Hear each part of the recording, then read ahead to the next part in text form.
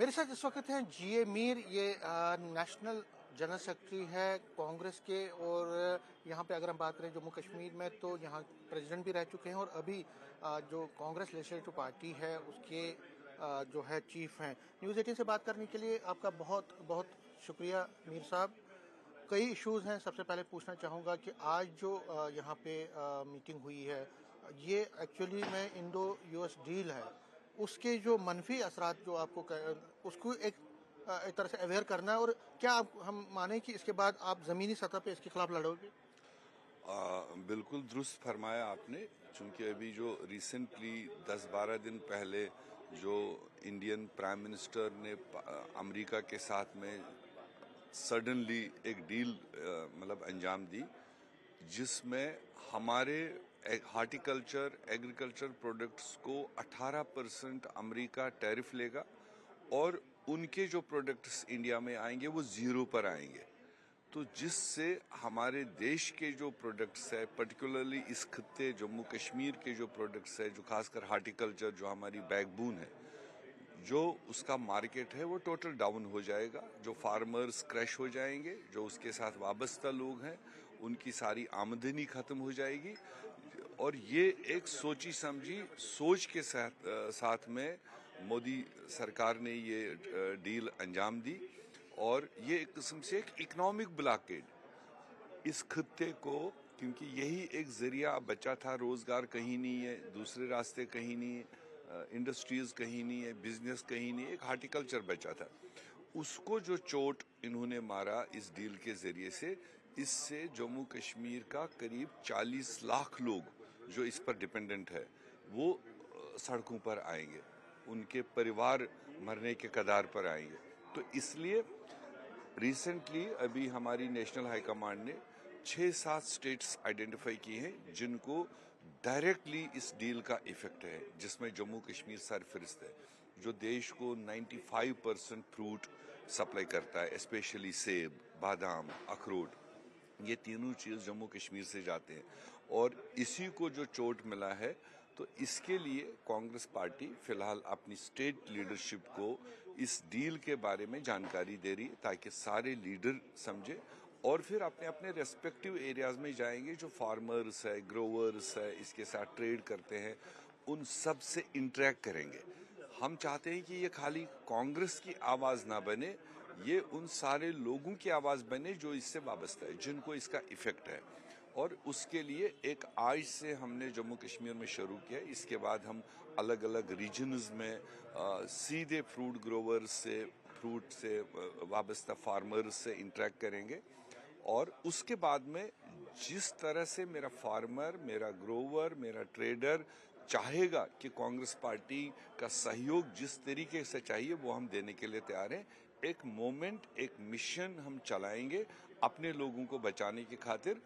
हालांकि इस डील के बाद में अमेरिका के सुप्रीम कोर्ट ने ट्रंप को ये अथॉरिटी ही खत्म कर दी, कहा इसकी अथॉरिटी ही नहीं है कि वो टैरिफ लगा सकता है 50%, 30%, 18%। मगर उसके बावजूद ट्रंप कह रहा है कि I will go ahead with the formula. और इसमें, इस डील में नरेंद्र मोदी ने अपने देश के किसानों के नुकसान के लिए ये डील किया। किस प्रेशर में किया? कोई भी प्रधानमंत्री इस जगह पर हो, वो नहीं चाहेगा कि मेरे देश के किसानों को, मेरे देश के रहने वालों को नुकसान हो, कोई ऐसी डील में करो। मगर ये अकेला नरेंद्र मोदी है जिसने इस पर रातों रात ठप्पा मार लिया। उसके पीछे राज क्या है, वो राज भी धीरे धीरे खुलने वाला। जो असेंबली में एक सुझाव आया था कि ऑल पार्टी मीटिंग होनी चाहिए और उसके बाद ऑल पार्टी डेलीगेशन जाना चाहिए प्राइम मिनिस्टर को, सभी पॉलिटिकल पार्टीज। सबसे पहले मैंने इनिशिएट किया था, मैंने गवर्नर्स एड्रेस में यही कहा था कि भले चीफ मिनिस्टर अपने लेवल पर कितनी भी कोशिश की होगी स्टेट रेस्टोर करने के लिए, मगर जो अवाम में परसेप्शन है वो दिख नहीं रहा है। तो ऐसे में visibly leader of the house है, उनको चाहिए कि तमाम पॉलिटिकल पार्टीज को पहले एट होम बुलाए, कॉन्सेंसस तैयार करे और उसके बाद एक डेलीगेशन ले करके प्राइम मिनिस्टर को, राष्ट्रपति को, होम मिनिस्टर को, जो भी इसमें कंसर्न अथॉरिटीज है, उनके पास जाए ताकि अवाम को ये एतमाद मिले कि जिनको हमने नुमाइंदा बनाया है किसी भी पार्टी के जरिए से, सबका कॉमन गोल था कि स्टेट को रेस्टोर होना चाहिए। ऐसे में चीफ मिनिस्टर साहब को ये कॉल लेना चाहिए। ये मैंने शुरू किया, उसके बाद और हमारे कई सारे नुमाइंदों ने इसको सपोर्ट भी किया, अपने तरीके से कहा, पीडीपी के लोगों ने कहा, दूसरे लोगों ने कहा। मेरे ख्याल से ये अप्रोप्रिएट टाइम है चीफ मिनिस्टर साहब को इस सारे सुझाव को समझते हुए इस चीज की पहल करनी चाहिए। एक और सवाल है कि जो अभी एआई समिट में हुआ उसमें बड़ा बीजेपी टारगेट कर रही है, बोलती है कि एक इंटरनेशनल प्लेटफॉर्म पे एक प्लेटफॉर्म था, उसमें आपने इस तरह से बेहरमती की। देखिए, ये तो आज वो चाहे अपने मीडिया के जरिए जो कहें, अगर वो पास्ट रिकॉर्ड में जाएंगे, उनके बहुत सारे ऐसे इवेंट थे जब वो अपोजिशन में थे, जब उन्होंने देश के सम्मान के साथ में ओपन नंगे, यहाँ तो टी शर्ट ही बदल दिया, नंगा कोई नहीं गया, मगर आपको बहुत सारे ऐसे ओकेजन मिलेंगे जिसमें भाजपा और भाजपा के काफी रिनाउंड लोग, मिनिस्टर लेवल के लोग नंगे सड़कों पर उतरे हैं, जो उस वक्त की सरकारों को मुखालफत किए हैं। और आज ये देश की आवाज थी जो हमारे युवाओं ने उस समिट के जरिए से मतलब प्रधानमंत्री तक पहुंचाने की कोशिश की कि आपने जो रिसेंटली डील किया है, आप कहीं ना कहीं कॉम्प्रोमाइज्ड है, आप किसी न किसी प्रेशर में, क्योंकि आपके अडानी के यहाँ तक फंदा पहुंच चुका है, आपके दूसरे मिनिस्टर का नाम उछल रहा है, आपके दूसरे दोस्त का नाम उछल रहा है, कहीं इस आड़ में, इस दबाव में आकर आपने देश के किसानों का गला घोंट लिया। ये चीज वो हाईलाइट करना चाहते थे और वो एक पहला मरहला था। आप देखेंगे अभी पार्लियामेंट फिर ब्रेक के बाद मिलेगा 9 तारीख से, और कई सारे संगठन, कई सारे अनऑर्गेनाइज संगठन इस चीज को उठाएंगे और देश में अपनी आवाज को बुलंद करेंगे। अब उन्होंने घबराहट में 4 लोग 5 लोग अरेस्ट किए, ये उनकी घबराहट है, यही उनकी कमजोरी साबित करता है। वरना इस देश में इससे बड़े बड़े एहतजाज हुए हैं, इससे बड़े बड़े ओकेजनों में एहतजाज हुए हैं। आप वो एहतजाज का तरीका आपको लगता है कि वहाँ पे गलत था, कोई जल्दबाजी हुई? वहाँ और यहाँ की क्या बात है, उनको तो अपनी बात हाईलाइट करनी थी, अपना मौकूफ अपने देश के किसानों की बात खड़ा करनी थी। चाहिए था कि देश का प्रधानमंत्री जवाब दे देता, आज तक नहीं बोल रहा है, आज तक ये डिस्क्लोज नहीं कर रहा है मैंने किस प्रेशर में ये डील की। बताना चाहिए ना देश को। और मैंने बताया कि अगर अमेरिका के सुप्रीम कोर्ट ने ट्रंप के उस अथॉरिटी को ही चैलेंज किया और उसके बावजूद ट्रंप कर रहा है, और ट्रंप अक्सर बेशतर ये कह रहा है कि मेरा दोस्त है, मैं इसका कैरियर नहीं खराब करना चाहता हूं, क्या कमजोरी है? क्या वो कोई देश का अपमान नहीं है कि किसी दूसरे मुल्क का कोई हेड कहेगा हमारे मुल्क के हेड को कि मैं इसका कैरियर खराब कर सकता हूं? जो एपिस्टन फाइल्स में जो चीजें सामने आ रही वो देश का अपमान नहीं है? ये उन चीजों से डाइवर्ट करने के लिए 4 नौजवानों को उठा करके पुलिस केस करके उनको भागा दौड़ी करा करके खाली न्यूज डाइवर्ट करना चाहते हैं। न्यूज उससे हटेगा नहीं, ये बहुत बड़ा मामला है, ये धीरे धीरे जनरेट होगा और इससे बड़े भी इसमें ओकेजन। जम्मू कश्मीर की अगर हम दोबारा बात करें, 2 सवाल हैं। एक तो अभी इलेक्शंस अब होने वाले हैं, डीडीसी पोल्स हैं, म्यूनिसिपल पोल, पंचायत पोल कब होंगे ये तो पता नहीं, लेकिन क्या तैयारियां उसके लिए हैं और कांग्रेस का क्या इसमें रहेगा? हर पॉलिटिकल पार्टी हमेशा तैयार होती है, क्यों नहीं, और हमारा ये कांग्रेस पार्टी का मौकूफ है। हमने ये 73rd 74 अमेंडमेंट करके निचले स्तर के इकाइयों को मजबूत करने का, उनको एथोराइज करने का तो हमने कानून दिया है। हम तो चाहेंगे कि अगर 2 साल पंचायतों को पीरियड खत्म हुआ वो हो जाने चाहिए थे। अगर तो वो वेट कर रहे थे डीडीसी का भी टाइम पूरा हो जाए ताकि साइमल्टेनियस इलेक्शन करें, अब वो भी हो गया। तो मेरे ख्याल से हमने हाउस में भी, हमने उस मिनिस्टर के ग्रांट्स में भी उठाया कि पंचायत राज मिनिस्टर है, आप हाउस को बताइए कि आप इन इकाइयों को वापस, चाहे अर्बन लोकल बॉडीज है, पंचायत से, डीडीसीज है, इनका वापस इलेक्शन कब तक आप कर रहे हैं ताकि ये अथॉरिटी बहाल हो। सर लास्ट में क्योंकि जो पहला फेज था इसका असेंबली का वो खत्म हो गया, मोटा मोटा जो डेलीवेजर्स का इशू है उस पर जो है अभी तक कोई बात नहीं बन रही, और दूसरा जो इशू आया है नेशनल लॉ यूनिवर्सिटी का, इन दोनों इश्यूज पर कांग्रेस क्या चाहती है, क्या क्या मौके पर?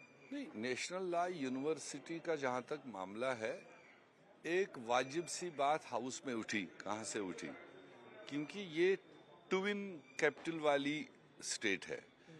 ये हरियाणा की तरह नहीं है, पंजाब की तरह नहीं है, आंध्र प्रदेश की तरह नहीं है।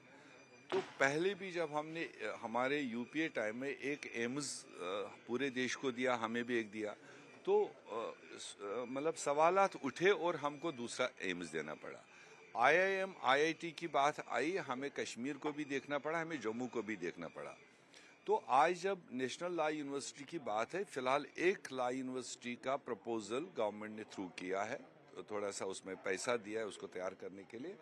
और वाजिब सी बात है कि इस स्टेट में अगर एक कश्मीर में पढ़े, कहीं भी पढ़े, subject to availability of land, और दूसरी अगर जम्मू प्रोविंस में भी बन जाए ताकि यहाँ के बच्चों को भी उस यूनिवर्सिटी का फायदा हो, हम उसके हक में हैं। कोई दिक्कत नहीं है। जहाँ दो दो एम्स पढ़े, दो दो यूनिवर्सिटीज़ पढ़ी, सेंट्रल यूनिवर्सिटीज़ पढ़ी, आईआईएम्स पढ़े, एम्स पढ़े, तो ऐसे में अगर दो लॉ यूनिवर्सिटी भी बनाई जाए तो उसमें कोई ऐतराज़ नहीं है। हमारा देश है, हमारा प्रदेश है, हमारे बच्चे हैं, और बच्चे डिमांड अगर कर रहे हैं, हमें भी ये मौका चाहिए, तो सरकार को कंसिडर करना चाहिए। डेली वेजर्स के इशू पे? हाँ, डेली वेजर्स की जहाँ तक बात है, ये भी एक प्रेसिंग इशू है। और काफ़ी सारे बच्चे, थाउजेंड्स बच्चे जिन्होंने ये महकमे चलाए हैं 20-20 साल से, 25-25 साल से, 2014 में इसका एक फार्मूला निकाला था इसी सरकार ने, इसी कॉम्बिनेशन ने, मगर बदकिस्मती हुई कि फ्लड सिचुएशन आई जिसकी वजह से सरकार डिरेल हुई, उसको पाई तकमील नहीं पहुंचा पाए। उसके बाद पीडीपी की भी सरकार आई, पीडीपी बीजेपी, 3 साल वो रहे, तो उन्होंने भी अपने फार्मूलाज निकाले मगर कोई हतमी फैसला नहीं लिया। उसके बाद गवर्नर रहे, उसके बाद लेफ्टिनेंट गवर्नर रहे, यूटी भी बनी, 7 साल उन्होंने भी इस डायरेक्शन में कोई पहल नहीं की। वापस फिर इलेक्टेड सरकार आई, फिर वही कोलिशन आया।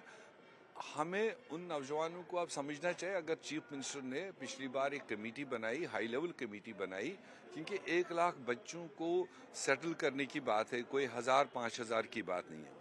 तो 1 लाख बच्चों को रोजगार परमानेंट करने के लिए उनको फाइनेंशियल स्कोप भी देखनी है, और कोई फार्मूला भी बनाना है कि जिससे अगर वो कोई ऑर्डर करें तो सुबह वो कोर्ट में खड़े न हो जाए। ये इंडिकेशन चीफ मिनिस्टर साहब ने दिया, और ये दोनों वाजिब जवाज़त। और उसके बाद उन्होंने कहा कि हम इसी साल में, इसी सेशन में शुरू करेंगे और सिलसिलेवार तरीके से इनका कोई क्राइटेरिया बनाएंगे, कोई मतलब ग्रुपिंग बनाएंगे। कोई 20 साल का हो उसको एक कैटेगरी लगेगी, 15 साल से उसको दूसरी कैटेगरी लगेगी, कोई 10 साल से उसको तीसरी कैटेगरी लगेगी। मेरे ख्याल से एक हुक्मरान को इस तरह का सोचना ज़रूरी है, और उन बच्चों को विश्वास रखना चाहिए। और हम हैं वहाँ पर एज ए नुमाइंदे, हम हैं, हमने हर सिचुएशन पर उनका मामला उठाया। और आज अगर हम चीफ मिनिस्टर को थोड़ा इस बात का एतमाद दें, उनको टाइम दें, और सही और एप्रोप्रिएट टाइम पर वो इसका मसला हल करे, ऐसा हमें भरोसा है। न्यूज़ 18 से बात करने के लिए शुक्रिया। कैमरामैन साहिबा के साथ में समीर भट्ट, न्यूज़ 18 जम्मू।